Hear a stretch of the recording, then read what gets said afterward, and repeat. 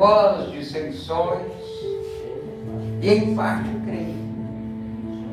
E até importa que haja entre vós heresias, para que os salvos sinceros se manifestem entre vós. De sorte que, quando vos ajuntais no lugar, é para comer a ceia do Senhor. Porque, comendo, cada um toma antecipadamente a sua própria ceia, e assim um tem fome, o outro se embriaga-se. Não tendes, porventura, casa para comer e para beber? Ou desprezais a igreja de Deus, que envergonhais os que nada têm? Vos direi, louvar-vos-ei, nisto não vos louvo. Verso 23, porque eu recebi do Senhor o que também vos ensinei, que o Senhor Jesus, na noite que foi traído, tomou o pão. Tendo dado graças, o partiu e disse: tomai, comei, isso é o meu corpo que é partido entre vós, fazei isto em memória de mim. Semelhantemente, também, depois de cear, tomou o cálice, dizendo: este cálice é o Novo Testamento, no meu sangue, fazei isto todas as vezes que beberdes em memória de mim. Porque todas as vezes que comerdes este pão e beberdes este cálice, anunciais a morte do Senhor até que ele venha. Portanto, qualquer que comer este pão ou beber o cálice do Senhor indignamente será culpado do corpo e do sangue do Senhor. Examine-se, pois, o homem a si mesmo, e assim coma deste pão e beba deste cálice.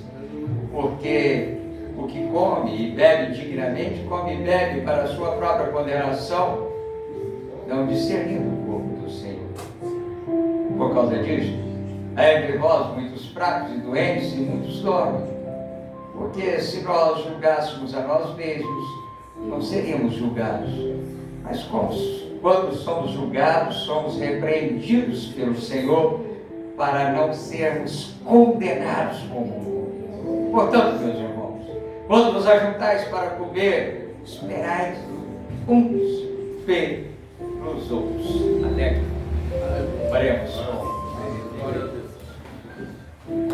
Poderoso Deus, eterno Pai, em nome do Senhor Jesus, graças te damos, Senhor, pela tua palavra. Senhor, fala conosco, fala no nosso coração aquilo que o Senhor tem. É o que nós te pedimos e agradecemos em nome de Jesus. Amém. Para se acertar, meus amados. Queridos,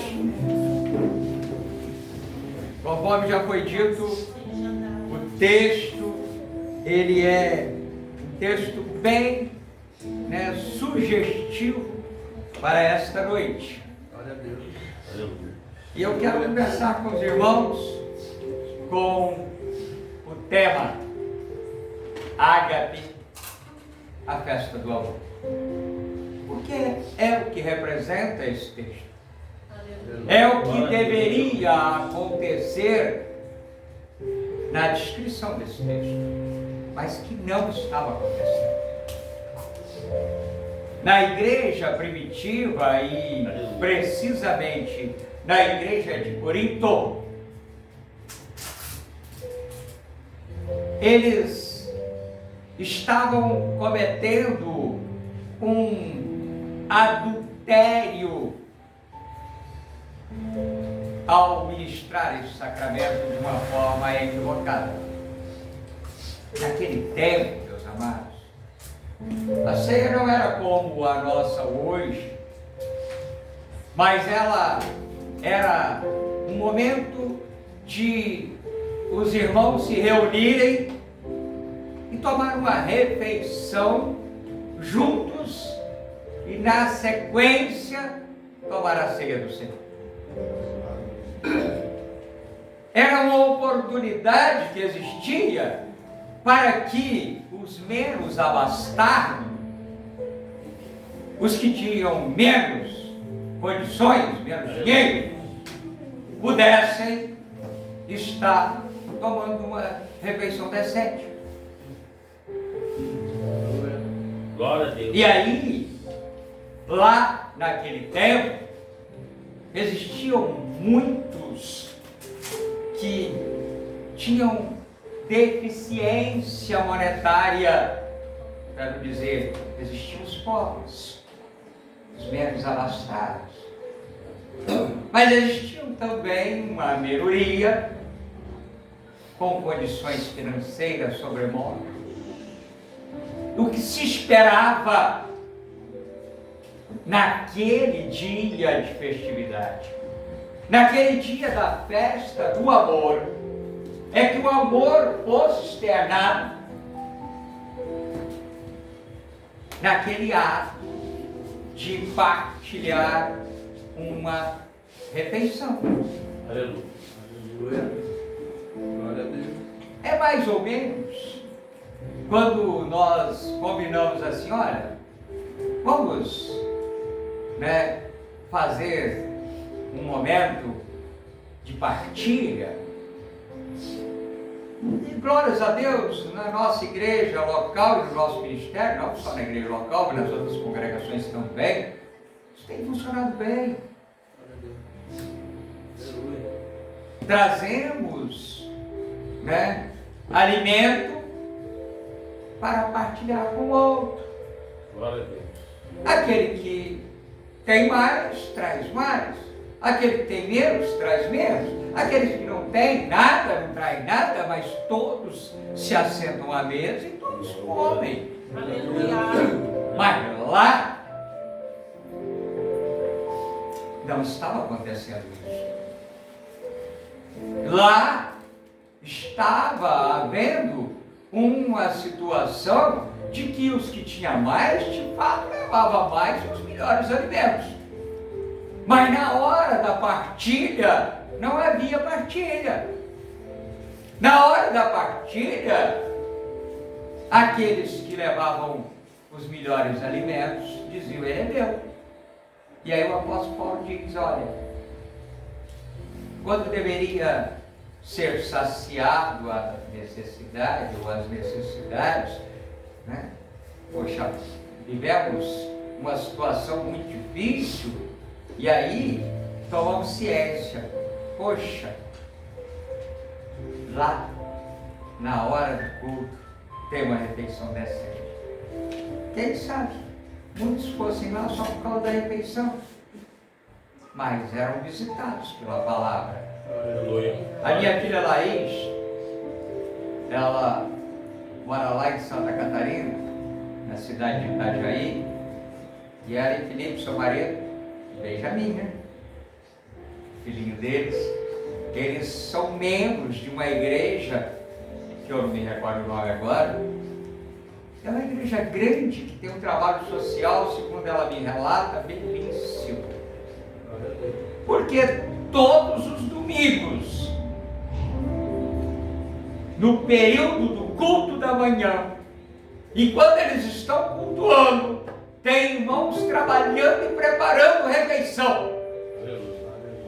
E muitas pessoas, da periferia, muitas pessoas sem condições financeiras para tomar uma refeição decente no domingo, eles já aprenderam que lá naquela igreja eles almoçam e são recebidos com carinho, com amor. Aleluia, Jesus. Aleluia. É possível praticar a festa do amor. Mas hoje pela manhã, e nós vamos voltar no texto, hoje pela manhã eu tive a oportunidade, eu sempre falo isso com vocês, Congregação dos Servidores, na minha vida é bênção. Quando o tempo que eu passo por lá, facilita para mim ministrar aqui. E nós falávamos lá hoje pela manhã a respeito de santificação. E aí, eu não usei muitos textos, apesar que tinha uma gama de texto, uma coletânea de texto que poderia ter sido usado, mas nós usamos lá, hoje pela manhã, apenas um texto que você não precisa abrir a sua Bíblia, que encontra-se na segunda carta do apóstolo Paulo também aos Coríntios, capítulo 7, versículo 1, que é sequência do capítulo 6, versículo 11, que na verdade encerra no primeiro versículo do capítulo 7. Ele diz assim: ora, amados, pois que temos tais promessas, purifiquemo-nos de toda a imundície da carne e do espírito, aperfeiçoando a santificação no temor de Deus. Quando você for conferir lá na tua casa, você vai ver que espírito aqui está com E minúsculo. E eu chamo a atenção que algumas vezes eu mesmo já mencionei o seguinte: olha, o Espírito Santo é com E maiúsculo. E na maioria das vezes o espírito com E minúsculo é demônio. Mas aqui é o espírito do homem. E ele está dizendo: santifique a carne e o espírito. Aqui ele está trabalhando numa dicotomia corpo e alma, ou corpo e espírito. E ele diz: precisa ser santificado, precisa ser transformado e retirado toda a imundície. Porque a santificação é o oposto à imundície. Santidade é pureza, e imundície é sujeira, é pecado, e tudo aquilo que é agregado ao pecado. E o apóstolo Paulo diz: olha, tire do meio de vós toda a imundície do corpo e do espírito, para que haja santificação. Quando, meus amados, nós pensamos naquilo que Deus deseja, nós vemos lá no livro do Êxodo, no capítulo de número 12, a instituição da Páscoa. O povo está cativo. E aí, Deus dá instruções a Moisés para que o povo possa comer a Páscoa, porque ele seria liberto amanhã. Comer a Páscoa, e ele dá toda a instrução, como deveria ser: um cordeiro cabrito de 1 ano, sem mancha, sem mácula, sem defeito. Deveria ser acompanhado essa refeição com ervas amargas, representando toda a amargura que aquele povo havia ou houvera vivido durante aqueles 430 anos de cativeiro. O povo deveria estar preparando essa Páscoa, porque quando imolasse esse cordeiro, esse cabrito, o sangue deveria ser aspergido nos umbrais das portas. Alguns dizem, ou quem sabe, pegando carona em algumas versões, mas a nossa é uma versão que ela deixa claro. Ele diz assim: porque eu passarei lá no arraial, e quando eu passar, onde estiver a marca do sangue, eu vou passar por cima. Queridos, ele diz: prepare tudo isto com os lombos cingidos.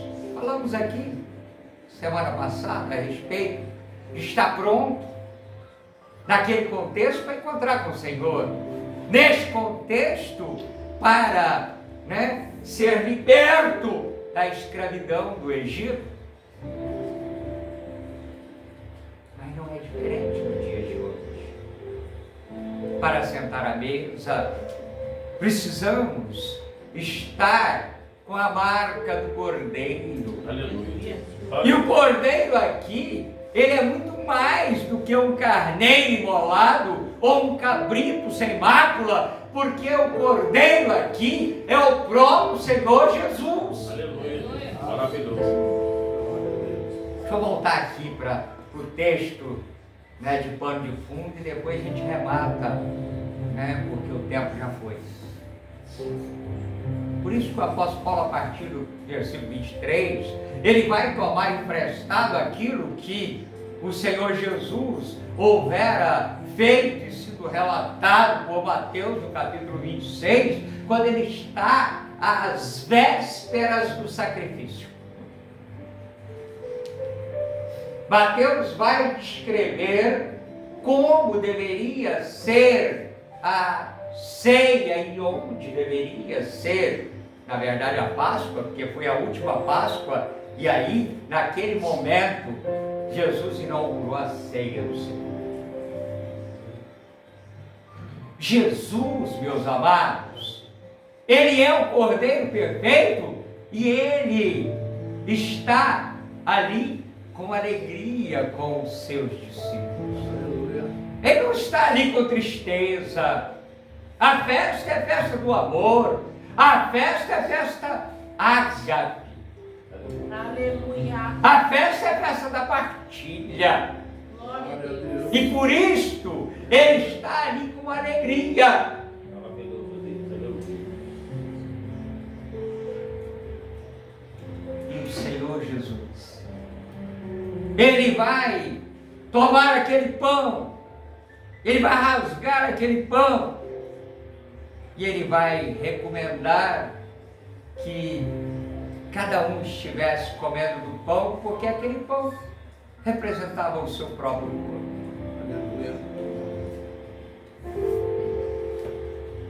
Lá no Êxodo 12, aquilo que era feito apontava para o Cordeiro perfeito. Aqui é o Cordeiro perfeito. Aqui é o Senhor Jesus. Glória a Deus. Temos privilégio, meus amados, de olhar para trás e ver um povo que foi liberto da escravidão por um Deus com mão forte e poderosa. Aleluia. Glória a Deus. Somos um povo privilegiado por podermos olhar para trás e ver que Deus amou com intensidade tão grande a humanidade. E aí a gente já está em João 3,16, que deu o seu Filho único para morrer no nosso lugar. Aquela cruz não era de Jesus. Aquela cruz era minha. Aquela cruz era nossa, daqui da tribuna. Glória a Deus. Aquela cruz era de vocês que estão na nave da igreja. Aquela cruz era nossa, da igreja do Senhor Jesus. Glória a Deus. Aleluia. E ele foi para a cruz voluntariamente. Ele não foi obrigado para a cruz, não, meus irmãos. O Pai o obrigou, não. O Pai não o obrigou, porque nós que lemos e entendemos a palavra, e quando nós observamos a doutrina da Trindade, ali não houve um passando em cima do outro ou um obrigando o outro, porque os três são Deus, mas são uma só pessoa. Aleluia. Maravilhoso. E Jesus, ele caminhou para a cruz como um rei que está conquistando uma grande vitória, Aleluia. como um general de guerra que vai sem medo, porque ele tem certeza que a vitória já foi conquistada. Amém. Maravilhoso. E aí, queridos, depois desse povo participar da primeira ceia, o que nós observamos, ou a primeira Páscoa, nós observamos que, né, há um vácuo. Foram alimentados por Deus o tempo inteiro, 40 anos sendo alimentados por Deus. Mas, meus amados irmãos,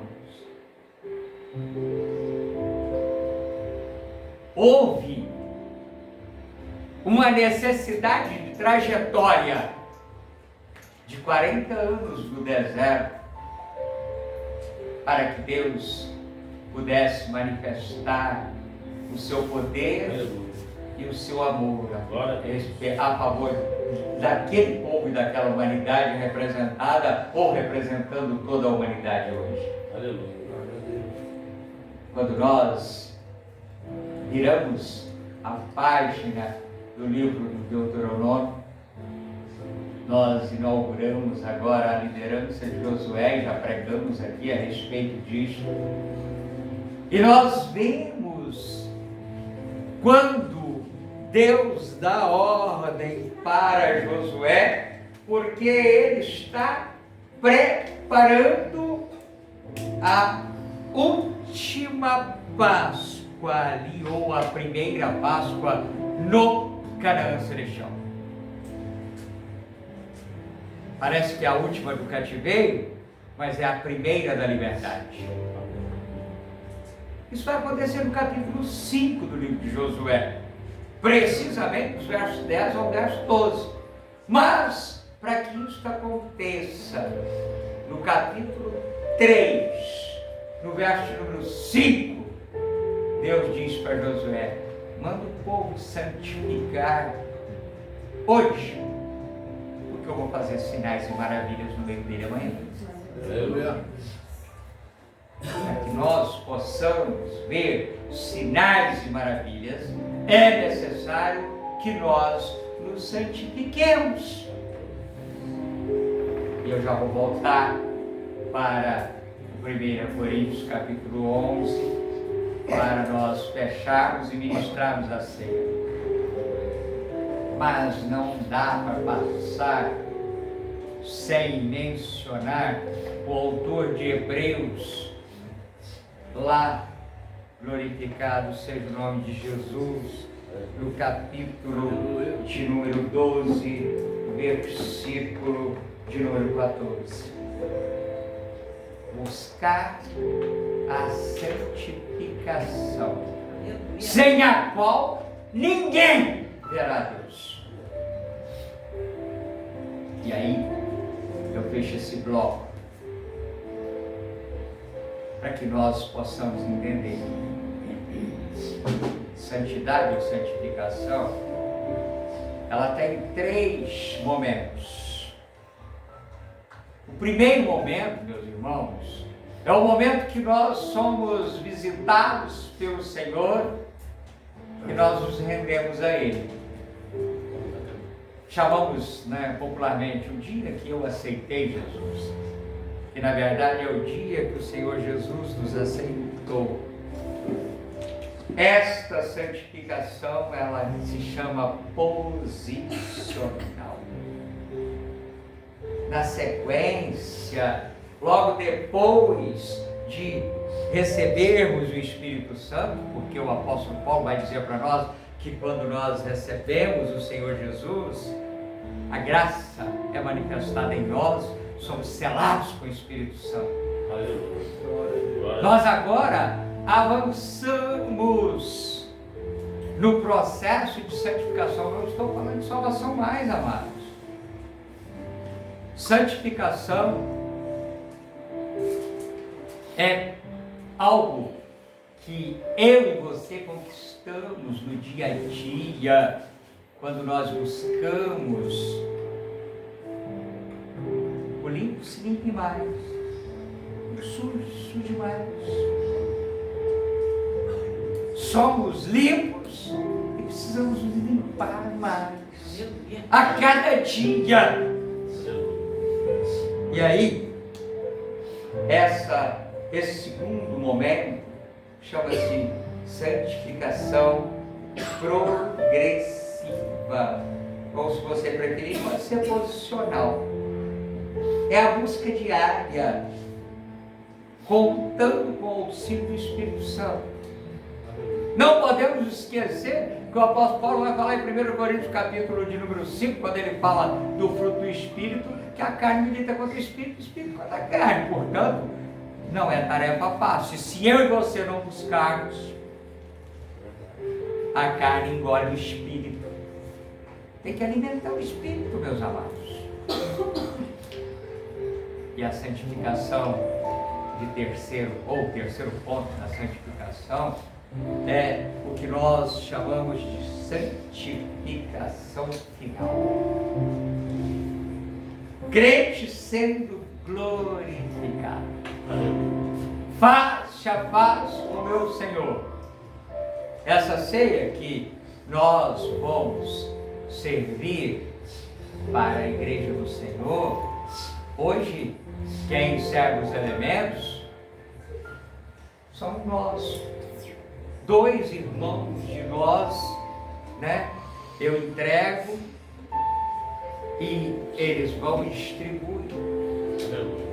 Mas naquele dia, quem vai ministrar a ceia e servir a ceia vai ser o próprio Senhor Jesus.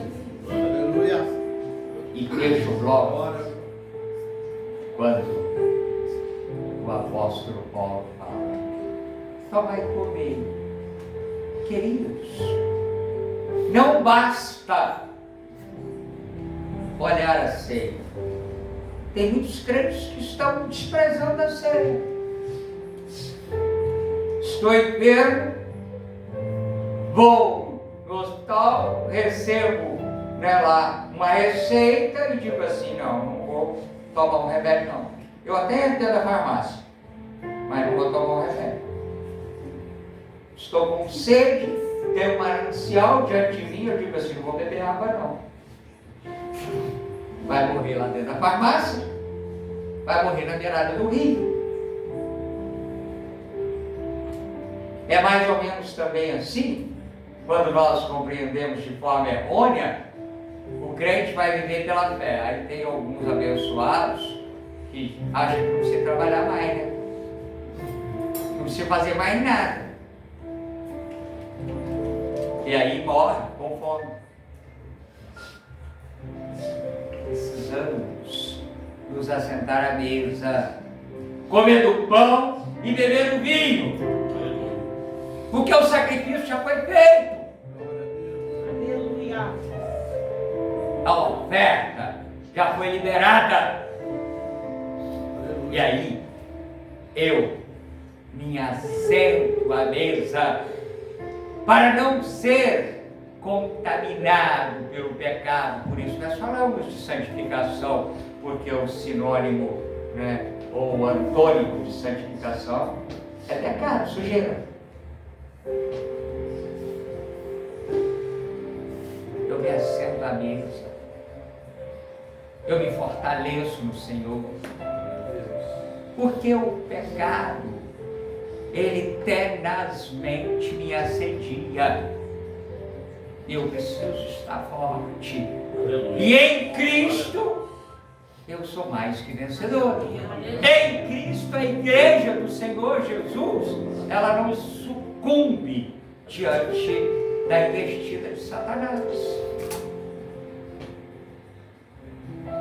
Eu deixei de assentar à mesa por causa do pecado. É o contrário, eu me assentei à mesa por causa do pecado, para que eu não seja vítima dele. E se ele ainda está fazendo parte de mim ou da minha vida, tomando parte da minha vida, renuncio a ele. Porque se nós confessarmos os nossos pecados, o Senhor está pronto para perdoar. E encerra aqui João 7, que lindos livros. Primeira carta, capítulo 2, versículos 1 e 2. É bom que não pequeis, mas se pecares, temos advogado junto a Deus, Jesus Cristo justo, para perdoar os nossos pecados, e não somente os nossos, mas de toda a humanidade. Glória a Deus. Portanto, estamos prontos, sim, para nos assentar à mesa do Senhor. Glória a Deus. E se tem alguma coisa atrapalhando, vamos deixar, né, essa coisinha de estimação que fica aí morando lá, onde não deveria, porque o Senhor, o Deus que eu sirvo, Ele é suficiente para nos libertar. Amém? Glória a Deus. Vamos ministrar a ceia do Senhor.